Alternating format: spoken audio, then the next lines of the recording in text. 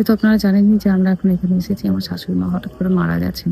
ভারতের content creator মহুয়া গঙ্গোপাধ্যায়ের সম্প্রতি তার শাশুড়ির মৃত্যু ও শেষকৃত্য নিয়ে তৈরি করা একটি ভিডিও ব্লগ সামাজিক মাধ্যমে তীব্র সমালোচনার মুখে পড়েছেন। প্রবাসে ঘরকন্যা নামক ফেসবুক পেজ ও ইউটিউব চ্যানেলের মাধ্যমে পরিচিতি পাওয়া তিনি ব্যক্তিগত শোকের মুহূর্ত ক্যামেরায় ধারণ করে তা প্রচার করেছেন, যা নেটিজেনদের মধ্যে ক্ষোভ সৃষ্টি করেছে। অনেকেই এটি ভিউ অর্থ উপার্জনের জন্য মৃত মানুষের ব্যবহার হিসেবে অভিহিত করেছেন। মহুয়া দীর্ঘদিন ধরে বিদেশে বসবাস করলেও নিয়মিত লাইফস্টাইল ব্লগ তৈরি করে জনপ্রিয় হয়ে ওঠেন।